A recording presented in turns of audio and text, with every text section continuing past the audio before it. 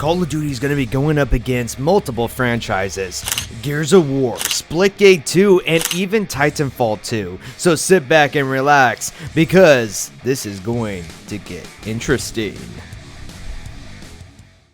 Two franchises, two very different beasts, but only one can walk away the GOAT.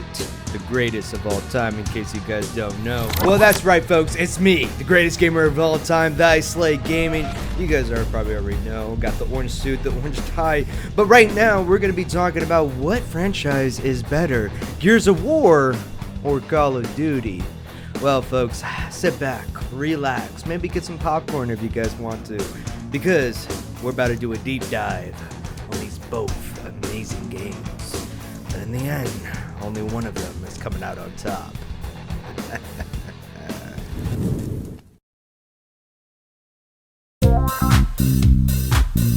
Let's be real, both of these games tell their stories very, very differently.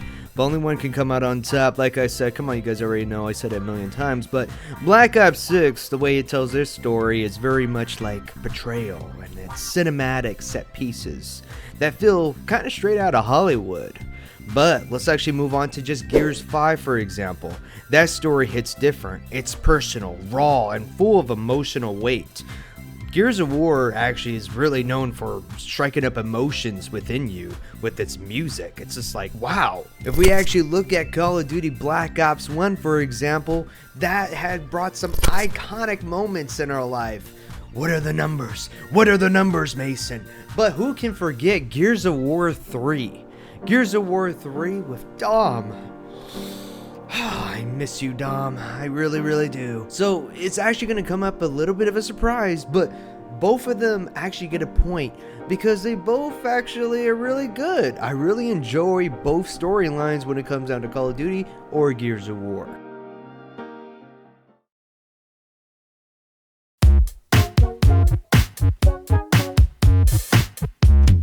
Now, here's where it gets a little bit sweaty. Black Ops 6 PvP is fast, twitchy, and all about who aimed first. You got loadouts, perks, attachments, strategy, outside the match of course, not in-game.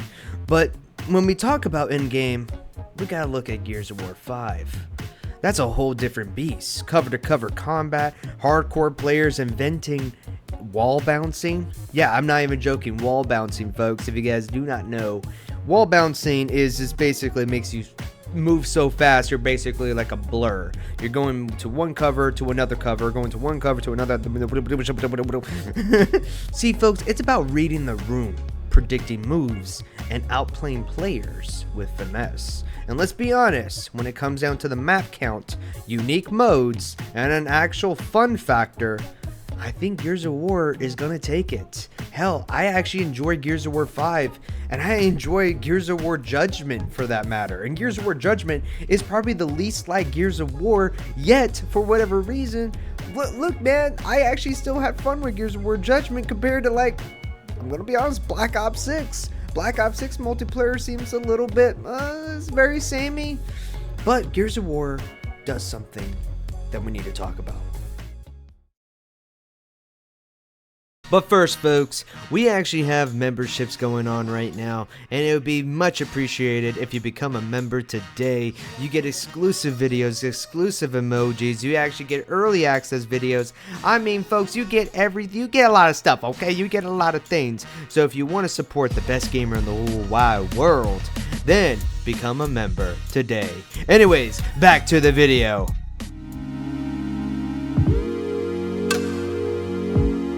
Alright, let's talk about PvE. Let's talk content. Black Ops 6 gives you that intense zombies mode. You've got loadouts, fast gameplay loops, and just enough chaos to keep you locked in. And it's very beginner friendly, but still gets wild on the late rounds. Now folks, I want to say this right now. I talk about Call of Duty awfully a lot, and I even made a loadout system video, which you guys should go check out. It's in the top right corner. Make sure to click on that because I do more of a deep dive, okay? Anyways, let's actually move on. But Gears 5 is not just horde mode. You got classes, buildables, and full-on cash system to upgrade your squad mid-match. There's depth, teamwork, and real planning. Well folks, this one's actually a little bit of a tough one because I'm gonna say it right now, I think Gears of War Horde mode is just more fun to play. I love building, I love setting up some turrets, some spikes. It's really fun. I enjoy that. But Call of Duty, it feels like, yes, it evolved, and to be honest with you, and I'm saying this right now, I enjoy classic zombies as much as the next guy. I really do. I love the maps. I love everything about it. But Gears of War is something about it that something interesting to just make you want to build, and actually has this whole thing with teamwork more than Call of Duty Zombies. Call of Duty Zombies, you're picking up a play. Whether you're playing the classic version or the modern version, you're picking up and playing the game. And yes, classic Zombies does have some RPG elements when it comes down to setting up your field upgrade, whether you're setting up your augments. There's things like that, but Gears of War has stuff like that as well, which we should talk about. Gears of War 5 actually has a card system, and it actually goes with the class, and you can create different builds. So not only you get to pick which class to play, but you also pick about what cards to pick. But I'm gonna say this right now, an overall fun factor, I'm gonna give it to Gears of War. I enjoyed awfully a lot. But alright folks, let's just try to wrap this up. Black Ops 6 is a strong contender. It's flashy, it's fast, and it gets that big budget feel. You always unlocking something, always grinding, and that feedback loop is addictive. But Gears 5, and just Gears of War in general, it's just different. The mechanics are deep, the PvP has a skill ceiling that's still being reached, and it offers more variety with less fluff. More maps, more replay value, more fun if you really built for it. So who wins this battle? Well, Black Ops 6 is powerful, but Gears of War 5 is legendary. That's right, folks. Gears of War is actually going to be the one that's going to be winning for today. Gears of War franchise, it still sits well in my heart, and I love Call of Duty, but Gears of War wins.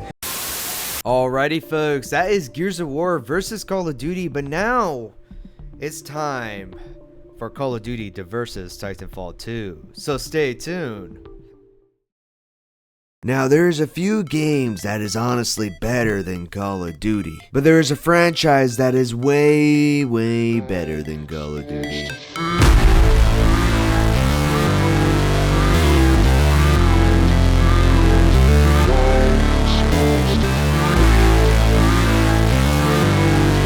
It's your host, the best gamer of all time, Slay Gaming, and we're gonna be talking about Titanfall 2 and how you guys, all you, should be wanting Titanfall 3.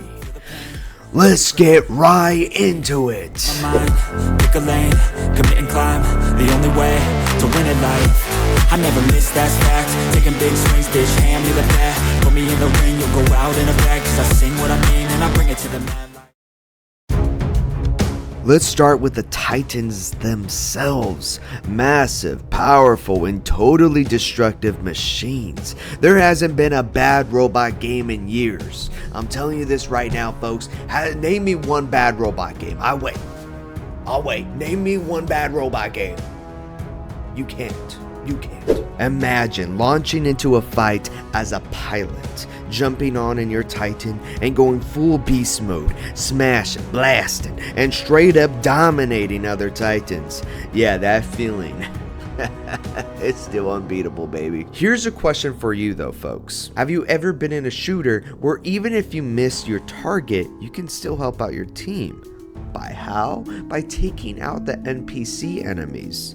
That's Titanfall's secret stuff. It keeps every second action-packed and meaningful. And let's talk visuals. Titanfall still looks good, fantastic. Years later, it still looks pretty good. The fluid animations of pilots, wall running, and the detailed Titan battles, it's like watching a sci-fi movie unfold in real time. But yeah, if you actually just take a moment and stop and actually look at the NPCs fighting, it's absolutely amazing. It's really freaking cool. And it makes me think like, okay, this seems like a great money maker. And I honestly, I'm going to get into it later, but there's a reason why Titanfall 2 didn't do so well. is a reason. But man, oh man, Titanfall 1 was good. Titanfall 2 was great. Make Titanfall 3. Make it. I don't understand. Make Titanfall 3. Now, let's actually talk about it. Call of Duty has solid gameplay, no doubt, but Titanfall's movement system, it's a whole new ballgame, baby. Wall running, double jumping, grappling hooks, Titanfall makes every match feel like a parkour thrill ride. See, in Titanfall, you're not just running and shooting, you're actually trying to fly through the map, dodging bullets, and outsmart your opponents with kind of insane mobility. See, here's a tip for you though, guys.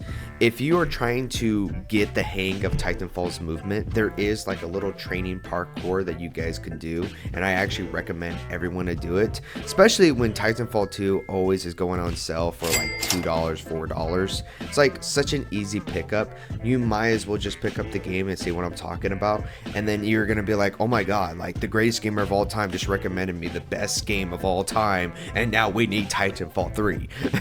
You want to know something crazy? Many fans say the multiplayer maps are designed perfectly to highlight these movement mechanics, and it makes every match feel intense.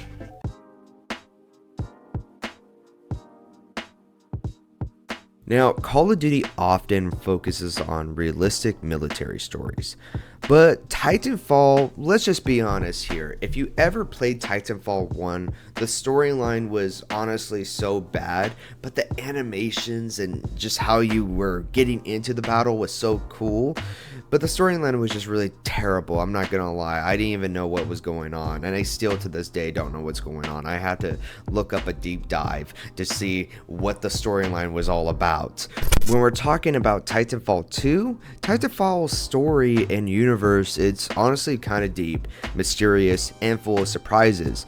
And that's only because Titanfall 2 actually decided to actually tell a story. Because you're not just a soldier in this one, you're a pilot with a bond to your Titan.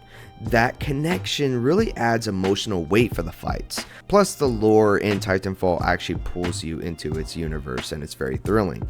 But I ain't gonna lie, it is still kind of generic because some weird reason it makes me think about like a guy and his dog, right? Those type of movies where it just has the bond, but it's still good and you kind of know what's going to happen in the end, but you kind of get the sense of what's going on, and it's very generic, but it's also complex because at least then you know other stuff in the universe.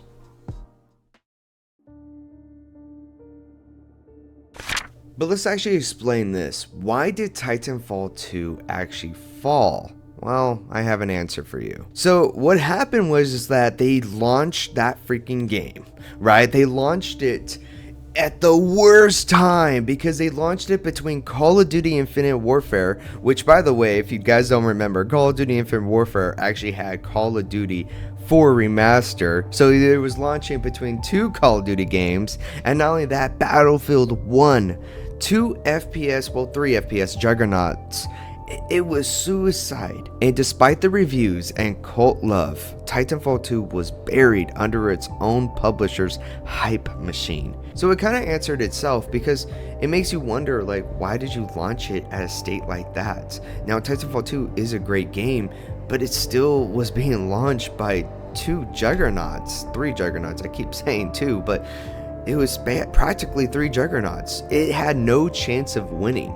But the sales still did pretty well, and not only that, like I said, Titanfall 2 actually comes out and it's actually low on sale every time on Steam, possibly on Xbox, because there's just so much sales happening with it that you can just pick up the game for $2, $3.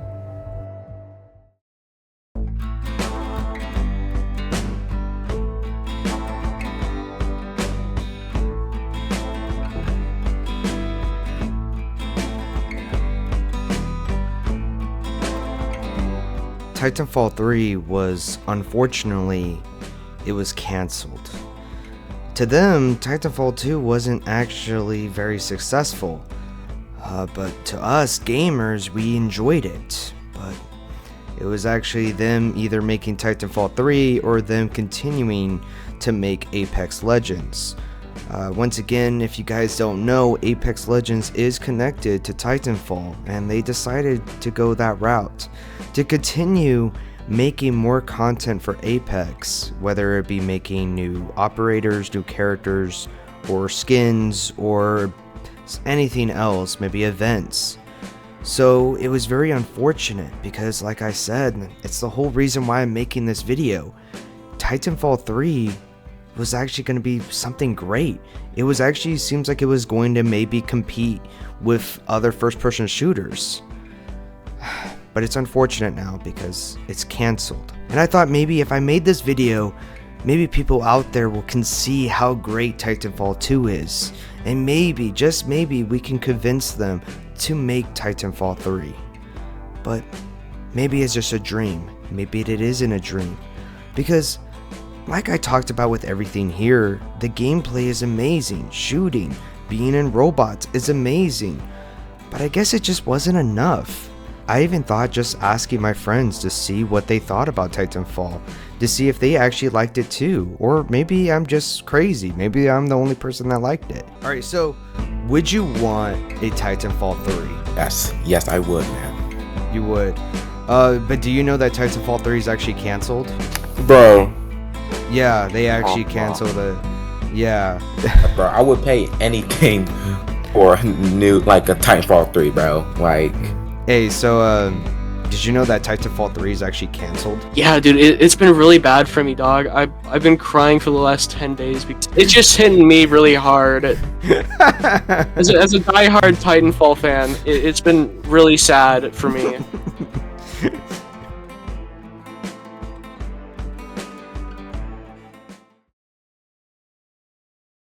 Titanfall 2 wasn't just a great game, it was the best game. It still feels like the future. Respawn EA, if you're listening, give us Titanfall 3. The pilots are ready. The Titans are waiting. And just make a great fun game like how you did with Titanfall 1 and what you did with Titanfall 2. Just please give us Titanfall 3.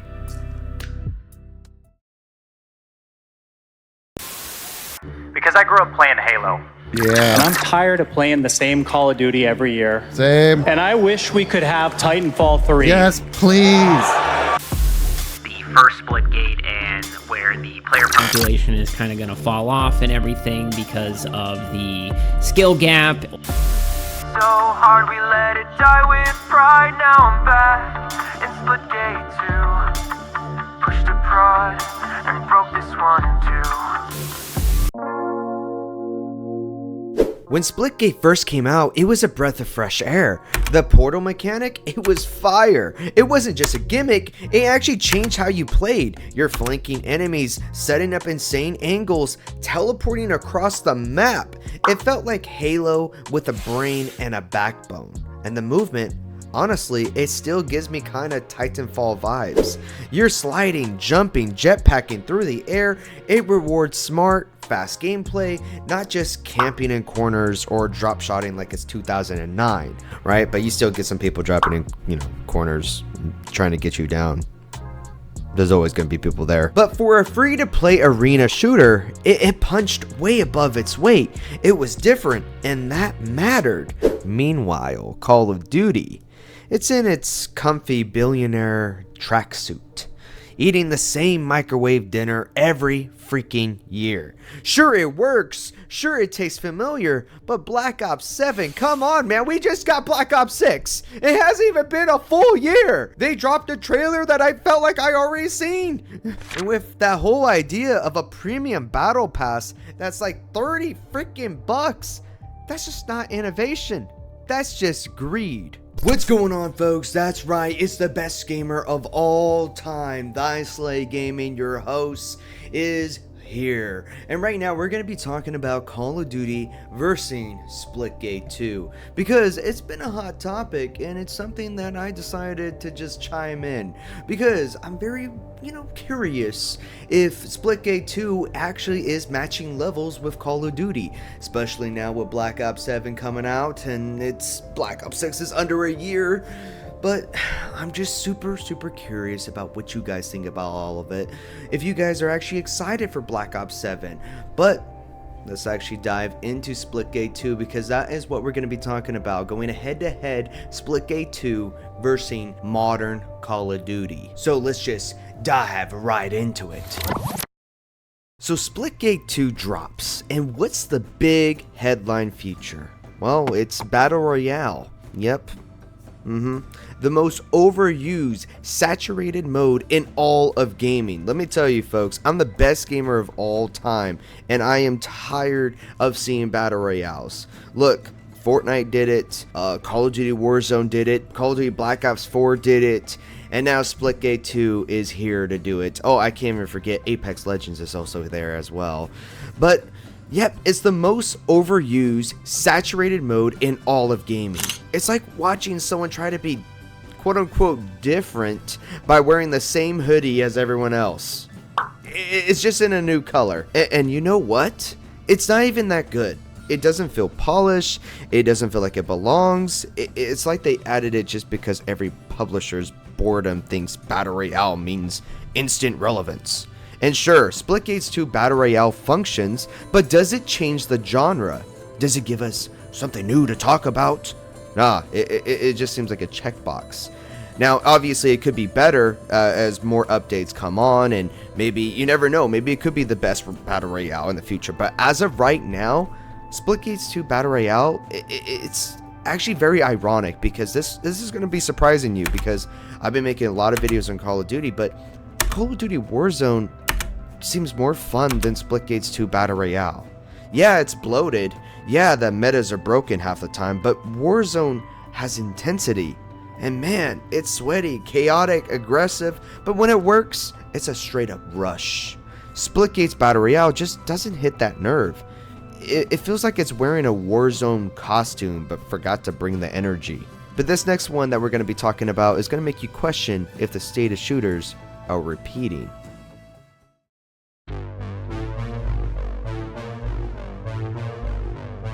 Here's the real issue. We're not just comparing games, we're comparing philosophies. Call of Duty is stuck in a cycle. It's too big to fail, too scared to innovate. They just add enough features to call it new. But it's the same mechanics, same maps, same kill streak, dopamine drip. They rely on FOMO, and it's just not fun. In Splitgate 2, it wanted to be different. It really did. I mean, it has the portals, it has the arena feel, but they added the same old features that everyone else already had. You know, it's the Battle Royale thing is just overplayed now. It's like both games are saying, we know what you love, but here's what sells. But what does the community think about this?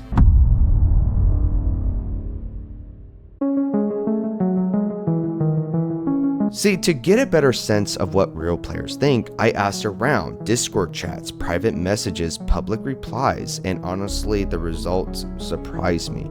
Despite the rough launch of the Battle Royale mode, despite the lack of polish, players are still preferring Splitgate 2 over Call of Duty. Why? Because even when Splitgate misses the mark, you can feel the passion behind it. You can feel that it's made by a smaller team trying to innovate, not just profit.